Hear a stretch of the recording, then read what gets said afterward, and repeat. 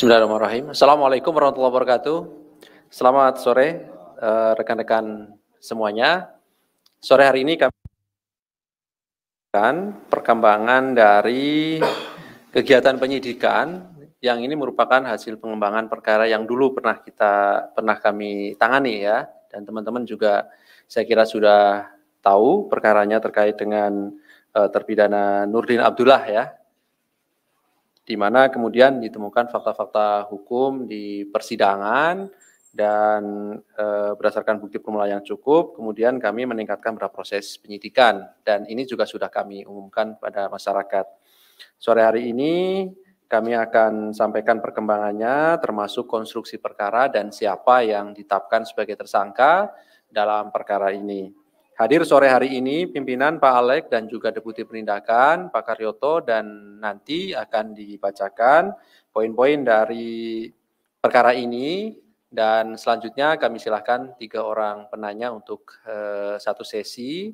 Karena mengingat waktu saya kira silakan kami fokuskan lebih dahulu ya saya kira terkait dengan penanganan perkara ini. Baik, kami silakan Pak Alek untuk membacakan poin-poin dimaksud. Ya, terima kasih. Baik, saya akan menyampaikan informasi terkait penyidikan perkara dugaan tindak pidana korupsi berupa penerimaan hadiah atau janji terkait pemeriksaan laporan keuangan pada Dinas Pekerjaan Umum dan Tata Ruang Pemerintah Pemprov Sulawesi Selatan tahun anggaran 2020. Dari hasil pengumpulan informasi dan data dari berbagai sumber termasuk adanya fakta persidangan dalam perkara terpidana Nurdin Abdullah dan kawan-kawan terkait dugaan tindak pidana korupsi dimaksud, KPK melakukan penyelidikan dan ditemukan adanya bukti permulaan yang cukup, maka KPK kemudian meningkatkan status perkara ini ke tahap penyidikan dengan mengumumkan tersangka sebagai berikut. Dari pihak pemberi adalah ER, ini Sekretaris Dinas PUPR Provinsi Sulawesi Selatan. Kemudian pihak penerima AS, ini Kepala Perwakilan BPK Sulawesi Selatan ya, Sulawesi Selatan atau Tenggara ini? Ya, atau mantan Kasub Auditoriat Sulawesi Selatan 1 BPK Perwakilan Provinsi Sulsel. Kemudian YBHM, pemeriksa pada BPK Perwakilan Provinsi Sulawesi Selatan. Kemudian WIW, mantan pemeriksa pertama BPK Perwakilan Provinsi Sulawesi Selatan, Kasubag Humas dan Tata Usaha BPK Perwakilan Provinsi Sulawesi Selatan. GG, ini pemeriksa pada perwakilan BPK Provinsi Sulawesi Selatan, Staf Humas dan Tata Usaha Kepala Perwakilan BPK Provinsi Sulawesi Selatan. Dan untuk kebutuhan proses penyidikan, tim penyidik melakukan upaya paksa penahanan kepada para tersangka untuk 20 hari pertama, terhitung mulai tanggal 18 Agustus hari ini sampai dengan tanggal 6 September tahun 2022. AS ini ditahan di rutan KPK Gedung Merah Putih, kemudian YBHM ditahan di rutan KPK pada Kapling C1, WIW ditahan di rutan KPK juga pada Kapling 1, demikian juga dengan GG ditahan di rutan KPK pada Kapling C1. Adapun konstruksi perkaranya diduga telah terjadi peristiwa sebagai berikut. Pada tahun 2020, BPK Perwakilan Provinsi Sulsel memiliki agenda salah satunya melakukan pemeriksaan laporan keuangan pemerintah daerah Pemprov Sulsel untuk tahun anggaran 2020. Selanjutnya, BPK Perwakilan Sulsel membentuk tim pemeriksa dan salah satunya beranggotakan YBHM dengan tugas melakukan pemeriksaan laporan keuangan Pemprov Sulsel. Salah satu entitas yang menjadi objek pemeriksaan yaitu Dinas Pekerjaan Umum dan Tata Ruang Pemprov Sulsel.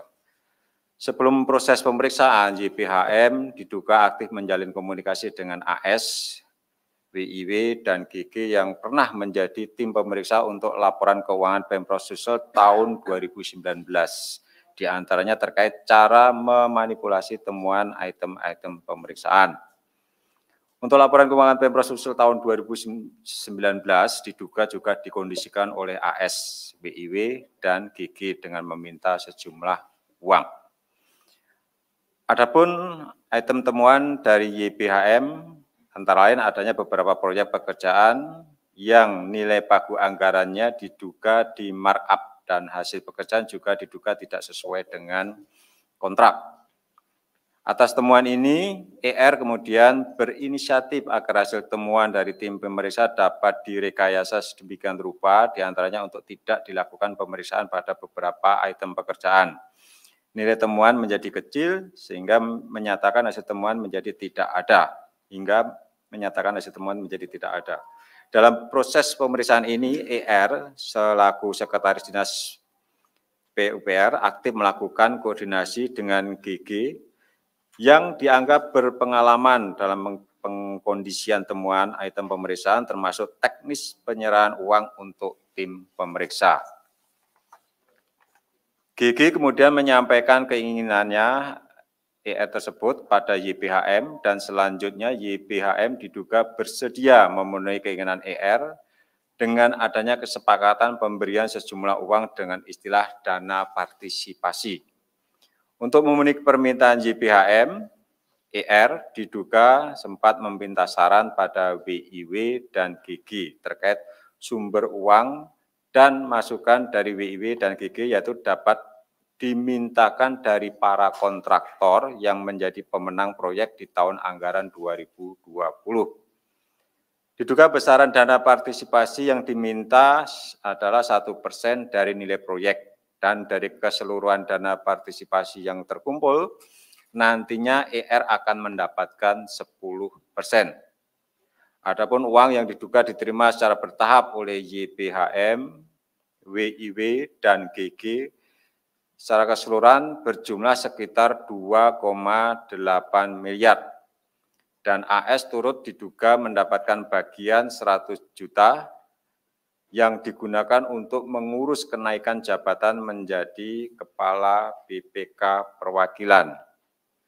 Sedangkan ER juga mendapatkan jatah sejumlah sekitar 324 juta rupiah dan KPK juga masih akan melakukan pendalaman terkait dugaan aliran uang dalam pengurusan laporan keuangan Pemprov Sulsel ini. Atas perbuatan para tersangka disangkakan melanggar pasal sebagai berikut. Sebagai pihak pemberi, ER diduga melanggar pasal 5 ayat 1 huruf A atau huruf B atau pasal 13 Undang-Undang Nomor 31 Tahun 99 tentang pemberantasan tindak pidana korupsi sebagaimana telah diubah dengan Undang-Undang Nomor 20 Tahun 2001 tentang perubahan atas Undang-Undang Nomor 31 Tahun 99 tentang pemberantasan tindak pidana korupsi. Sedangkan AS, YPHM, WIW, dan GG sebagai penerima diduga melanggar pasal 12 huruf A atau huruf B kecil atau pasal 11 Undang-Undang Nomor 31 Tahun 1999 sebagaimana telah diubah dengan Undang-Undang Nomor 20 Tahun 2001 tentang perubahan atas Undang-Undang Nomor 31 Tahun 1999 tentang pemberantasan tindak pidana korupsi junto pasal 55 ayat 1 ke 1 KUHP. Demikian disampaikan beberapa poin terkait dengan kegiatan penyidikan dan penetapan tersangka pada sore hari ini. Terima kasih. Terima kasih Pak Alek yang telah membacakan poin-poin perkembangan dari perkara ini yang pada prinsipnya KPK mengumumkan 5 orang ya sebagai tersangka, 1 pemberi dan 4 sebagai penerima. Pemberinya dari Sekretaris Dinas PUTR Provinsi Sulawesi Selatan, penerimanya dari para pemeriksa anggota BPK Perwakilan Sulawesi Selatan. Kemudian juga dilakukan penahanan sampai nanti tanggal 6 September 2022. Silakan 3 orang penanya. Oke, di belakang 1, di depan 1, di belakang sebelah kiri saya ada? Tidak ada ya, 2 dulu. Oke, silakan yang di belakang dan di depan. Atau yang depan dulu boleh, nanti di belakang usul ya, Mbak Tasya, silakan. Selamat sore, perkenalkan saya Tasya dari voi.id. Izin Pak Alex mau bertanya. Ini kan kasus untuk WTP seperti ini kan sudah beberapa kali ditangani KPK. Ini ke depannya supaya nggak terulang lagi gimana? Ke depannya supaya tidak terulang lagi gimana ya Pak? Ini kan berarti mengindikasikan kalau WTP itu sebenarnya juga nggak murni-murni banget gitu. Berarti ada suap di balik itu. gimana ke depannya KPK melihat ini. Terima kasih Pak, itu aja. Pak Hasan. Oke, di belakang silakan Mas.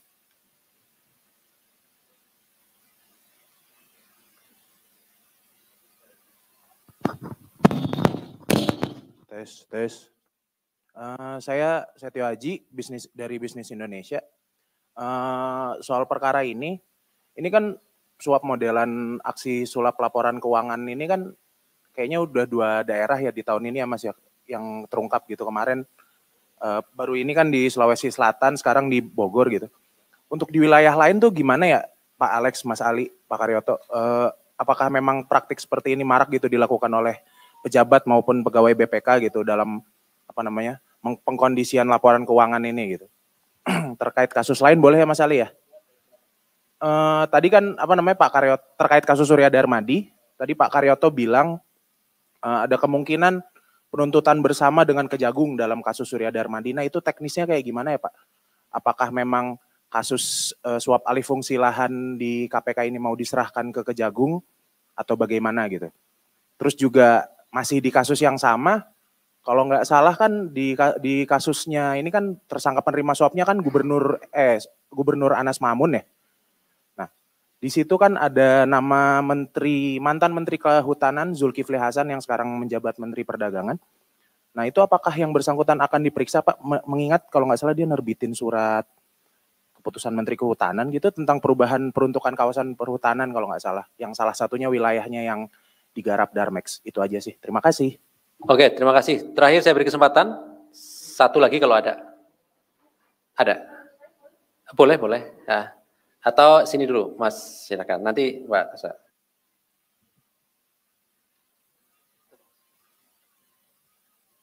Ini terkait kasus lain, Pak. Ini terkait kasus suap Ditjen Pajak. Ini kan dalam fakta persidangan ada nama-nama petinggi PT GMP, Jorin Bartama, dan Bang Panin. Nah, tiga petinggi ini sampai sekarang belum dijadikan tersangka. Apa kendalanya atau hambatannya? Yang kedua, apakah bisa 3 perusahaan ini dikenakan sanksi dalam kasus suap pajak ini? Terima kasih, Pak. Saya Nur Guri dari Majalah Keadilan Indonesia. Oh, Nur Guri, oke. Ya.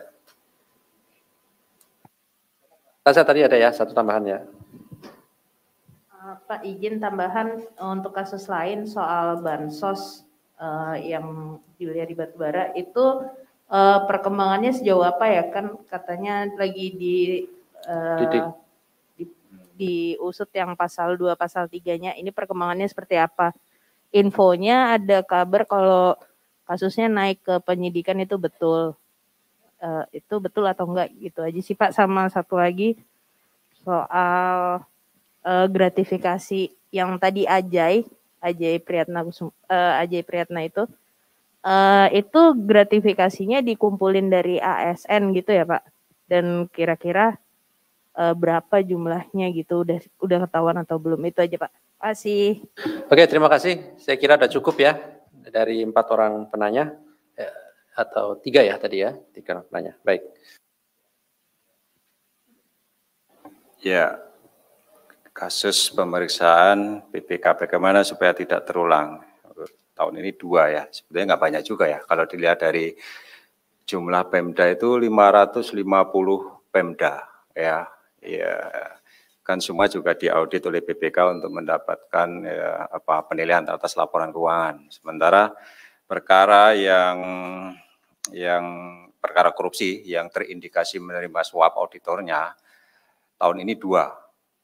Artinya berapa persen itu dari 500 Pemda? Ya kecil juga sih sebetulnya. Ya, pertanyaannya apakah di daerah yang lain juga terjadi praktek yang sama?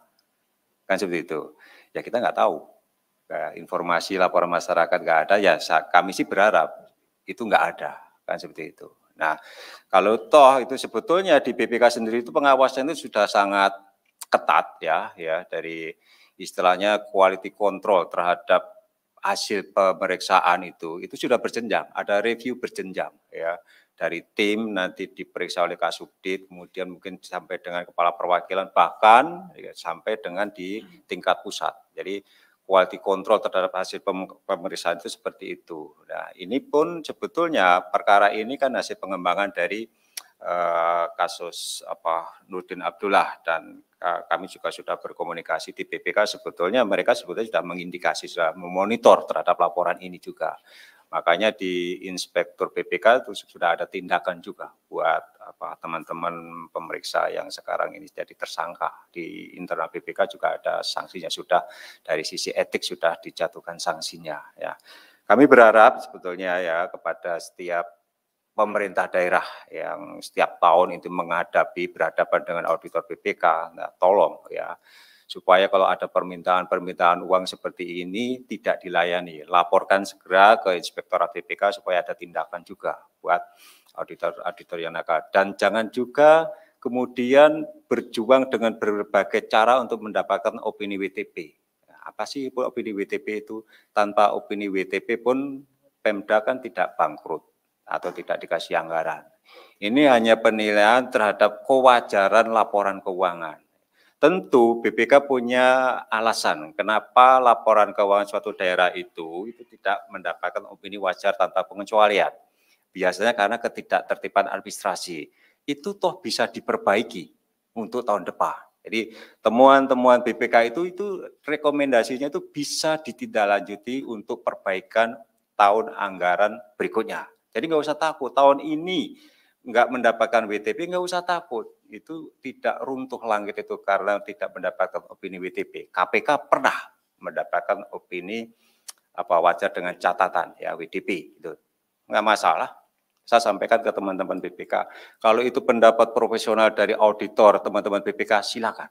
Supaya apa? Supaya kami di KPK juga bisa memperbaiki apa yang menjadi catatan teman-teman BPK.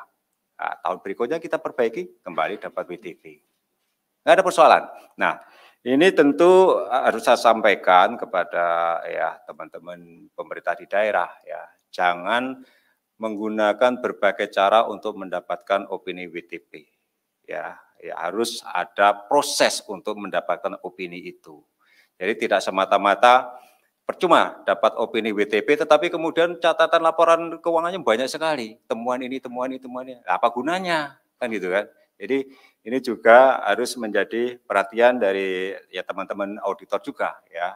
Itu supaya ya dalam memberikan opini WTP itu benar-benar ya profesional, didasarkan atas pertimbangan yang profesional. Kan seperti itu. Kalau itu dilakukan, saya kira itu bisa kita cegah kejadian-kejadian seperti ini ya, kembali jual beli temuan dan lain sebagainya. Ini mudah-mudahan bisa kita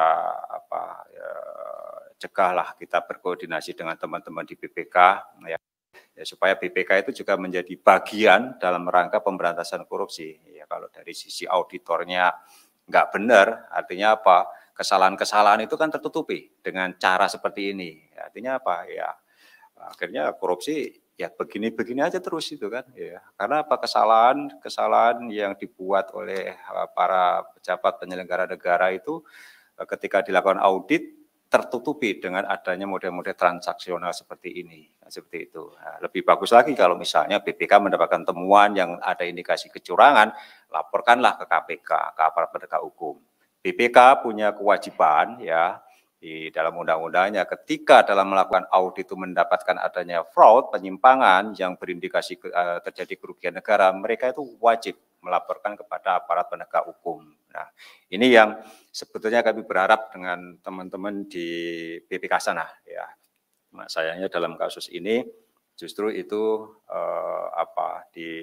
dicoba untuk ditutupi dengan menerima suap. Kan seperti itu. Apalagi bagaimana wilayah lain tadi sudah saya sampaikan, mudah-mudahan tidak terjadi ya. Kemudian penuntutan bersama perkara saudara Darmadi, bagaimana mekanismenya? Saya kira itu karena perkara suap di KPK itu kan mirip kaitannya atau ya sejalan dengan perkara yang sekarang ditangani Kejaksaan Agung, itu menyangkut proses perizinan ya, perizinan kawasan hutan, saya kira Pak Mas Ali ya seperti itu. Nah, kalau di KPK yang kita tangani perkara suapnya. Saya nggak tahu perkara di Kejaksaan seperti apa. Kalau itu bisa digabungkan, kenapa tidak? Pasti juga akan lebih efektif, akan lebih optimal di dalam proses penegakan hukum. Jangan sampai itu tadi di sidang KPK kemudian disidang lagi di sana. Padahal ya mungkin modusnya nggak jauh-jauh beda juga kan seperti itu. Masalah perizinan kawasan hutan kan seperti itu. Nah, tentu nanti itu akan dikoordinasikan oleh teman-teman di penindakan. Apakah dimungkinkan ada penggabungan perkara tersebut itu supaya apa itu tadi saya sampaikan supaya lebih efektif dan berkeadilan buat tersangka ya. Rasanya kan nggak adil juga kalau untuk hal yang sejenis menyangkut tersangka yang sama itu disidang beberapa kali kan seperti itu. Nah, kemudian bagaimana dengan keterlibatan pihak lain? Ya tentu pasti nanti akan didalami ketika ada informasi atau alat bukti yang cukup kan seperti itu. Jangan sampai kita juga menersangkakan orang itu sementara alat buktinya nggak cukup. Kalau hanya keterangan satu saksi, ngapain juga didengerin kan gitu kan? Ya ini tentu akan menjadi perhatian teman-teman di penyidikan ya sejauh mana informasi terkait dengan keterlibatan pihak lain ya kecukupan alat bukti dari pihak lain itu ya. Kemudian suatu Ditjen Pajak, kenapa petinggi perusahaan itu tidak ditetapkan tersangka? Sekali lagi untuk menetapkan tersangka itu pertimbangannya itu bukan hanya rumor ya atau opini yang berkembang di masyarakat, tetapi alat bukti ya minimal 2 alat bukti. Itu. Nah, bagaimana terkait dengan peran dari para petinggi? Ya sekarang sedang didalami di penyidikan itu. Sejauh mana keterlibatan mereka? Apakah mereka mengetahui adanya suap ke para pejabat pajak? Nah, itu pasti akan didalami. Ya, itu. Jadi sejauh ini kita belum mendapatkan cukup alat bukti untuk menetapkan perusahaan maupun petinggi dari perusahaan-perusahaan tersebut. Kemudian kasus bansos ya sampai sejauh ini masih di dalam proses penyelidikan ya. Ini utamanya kalau pasal 2 pasal 3 kan menyangkut kerugian negara kan itu kan, dan proses pembuktiannya itu kita sudah berkoordinasi dengan teman-teman dari BPKP dan itu prosesnya pasti panjang karena bansos ini melibatkan ya jutaan paket tadi itu kan, jutaan paket dan perusahaan-perusahaan yang terlibat itu juga banyak puluhan ya.